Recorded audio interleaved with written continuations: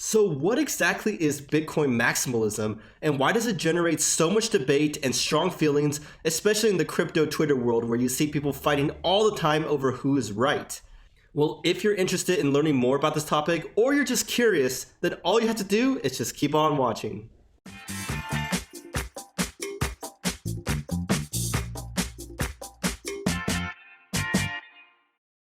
Hi everyone, I'm Kevin from Bitcoin for Beginners, here to bring you interesting and informative content with no frills nor fluff. Now, this is part one of a two-part series about Bitcoin maximalism. And in this episode, you're going to hear arguments for Bitcoin maximalism, and in the next one, you're going to hear arguments against. So you can kind of digest the whole thing, learn about it, and decide which one you want to support and which one you think is right. So without further ado, please smash that like button, subscribe down below if you haven't already, and let's get started. Okay, so what is Bitcoin maximalism in a nutshell? Basically, it's the belief that Bitcoin is the only legit cryptocurrency and use of blockchain out there, and that it is the only coin that will ultimately survive the market and reach mass adoption. So basically, maximalists only support plans that help Bitcoin reach mass adoption. And they dislike altcoins because they think that it slows the progress for Bitcoin to reach that state.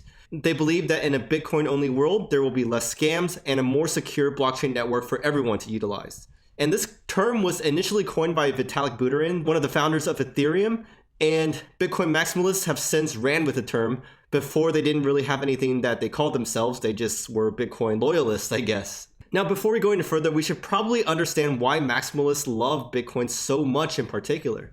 Because of the following properties that it has. One is permissionless. 2 is censorship resistant. No one can stop you from making a transaction. It can't be confiscated assuming you store it correctly. It's trustless in that it doesn't require a central entity to control the transactions and check to see if everything is right. And it's a self-sovereign bearer asset. And it's hard money, meaning that once it reaches its cap of 21 million, there won't be any more ever made. And so you can't dig up more like gold, for example, or print more money like the central banks do. They say that you can also build other features on top of the Bitcoin network, but first priority is to build up trust by proving that it's super secure and that critical infrastructure can be built on top of it. And oftentimes maximalists believe that there is a specific road that Bitcoin needs to take to become global currency, and that it follows a progression from collectible to store of value to medium of exchange to unit of account. First, it was a collectible, right, for all the libertarians, cypherpunks, geeks out there in the world. Everyone may have been curious about it, but no one really owned any. Now, more people are believing in Bitcoin and are using it as a store of value, so we're moving towards that store of value stage. And basically, store of value means that you believe it will hold value or appreciate in value in a reasonable amount of time. Maybe not in the short term, as we can see, since Bitcoin is still quite volatile. But long term, as more and more people treat it as a store of value, it could get to that stage where it could hold your value really well or appreciate over time, kind of like gold does. So some maximalists disagree about this progression, and they think that medium of exchange should be prioritized over store of value. That's why Bitcoin Cash was born, because when Bitcoin was hard to use as a medium of exchange, then people wanted to increase the block size to get cheap and fast transactions so that businesses and merchants around the world could still use it to accept Bitcoin for products and services. But back to the original progression, the theory is that after store of value, medium of exchange comes naturally. And that will happen when most of the price growth has already happened for Bitcoin. Because if not, spending Bitcoin means that you will miss out on potential future profits. So as price growth decreases, people are more willing to spend it, and that increases. But even as we reach medium of exchange, things will still be priced in fiat amounts like USD, and the equivalent of that USD in Bitcoin will be exchanged. So when Bitcoin reaches maturity as medium of exchange, the market cap should be enormous by that time. And that means it will be hard to move the price in either direction, and there will be low volatility. Low volatility means that it's ready to be a unit of account. And that means that business can be priced in terms of Bitcoins, or by that time, probably in terms of Satoshis, which is the smallest unit of Bitcoin. Most maximalists envision that this is the most realistic path for Bitcoin to take for it to become a world currency. And that we only have one chance to do so because people won't have faith in such a bold idea again after this first time it's been introduced to the world. Now, what are Bitcoin maximalists' views on altcoins? They have a lot of ideas, and this is kind of best articulated by Saifedean Amos on the right-hand side of the picture, who's the author of the Bitcoin Standard. Many of you guys may have heard of him before, or heard of his book at least.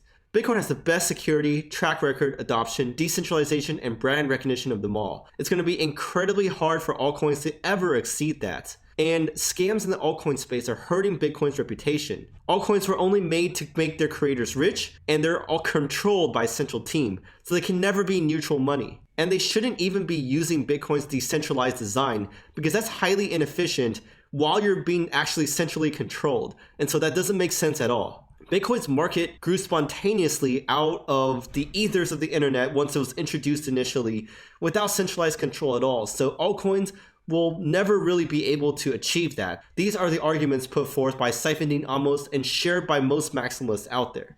And they feel that Bitcoin is under constant attack from altcoins. There are thousands of alts out there, just look at coinmarketcap.com, aiming to take Bitcoin's #1 place. But most will go to the graveyard while Bitcoin will persevere. And they also siphon away focus and demand on Bitcoin. The 2017 bull run led to enormous unwarranted market cap, and that has led to a long bear market as we have seen, which has created many disillusioned backholders, which likely won't give Bitcoin a chance in the future, even though it has strong fundamentals. Altcoin projects usually take a move fast and break things style, kind of like Silicon Valley's approach, which may catch a wave of hype, but Bitcoin's conservative and slower approach is what ultimately builds long-term foundation of trust, which is necessary in order to become the global network that is trusted enough for critical infrastructure and other critical apps to be built on top of. This also causes a fragmentation of mining power and developers, as you see miners go other coins to try to make profits. Instead, if you had all the mining power focused on Bitcoin, it would create an even more secure network and thus more valuable coin. They also don't have enough hash power to withstand malicious attacks, as you've seen in recent weeks and months. Altcoins like Ethereum Classic and other ones getting attacked 51% attacks and double spends because they don't have enough hash power securing the network. You also see developers going to build dApps on other platforms, and they could be building dApps and improving the Bitcoin network instead. So that's why Bitcoin Maximalists don't like other altcoins, because they feel like they should all focus their efforts onto Bitcoin to help make that be the best. They also don't like when altcoin fans smear Bitcoin and point out the limitations of Bitcoins, which they argue is actually important critical features of Bitcoin, like the block time and so forth. And they also say that their criticisms drive uninformed newbies away from Bitcoin, which is terrible. Their main rule is to never hold altcoins, but if you do, is to actively trade it to increase your Bitcoin stack eventually. Another argument is that they think it's important for Bitcoin to stay as store of value for a while until it really reaches and solidifies its place in the store of value phase. If an altcoin ever becomes a dominant cryptocurrency, then none of them could ever become a store of value, because then they will always have a chance of being replaced. And so at that point, they would lose the store of value characteristic, and hence it is a doomed effort to try to surpass Bitcoin.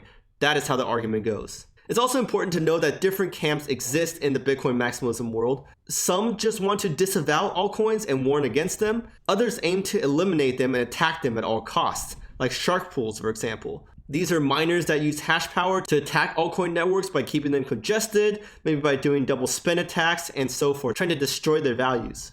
It's not fair to take the actions of the minority as a reflection on the broader group. And Charlie Lee also drew a distinction between maximalists and extremists. He says that maximalists are people who think that Bitcoin will always remain king, but there are room for alts, and some of them even offer good contributions to the space. And he says that extremists are ones who think that all altcoins are scams and will die. Of course, some maximalists don't take kindly to this distinction because they think that they're just telling the truth after all, and that Charlie Lee is trying to vilify them even more. Some final thoughts. Maximalists may think all the above that I've just shared with you, but they ultimately still support a free market. Most of them are libertarians after all, for people to choose between Bitcoins or altcoins. But they're confident that the free market will show that Bitcoin was the right choice after all, even if it never goes back to the original 90% dominance levels that it was in like 2+ years ago. Like them or hate them, they do provide a balance to the irrational exuberance over risky altcoins. Let me know what your thoughts are over this topic. Are you a maximalist, or are you a crypto pluralist / a multi-coiner? Next up in our episode, we're going to cover the other side of the story,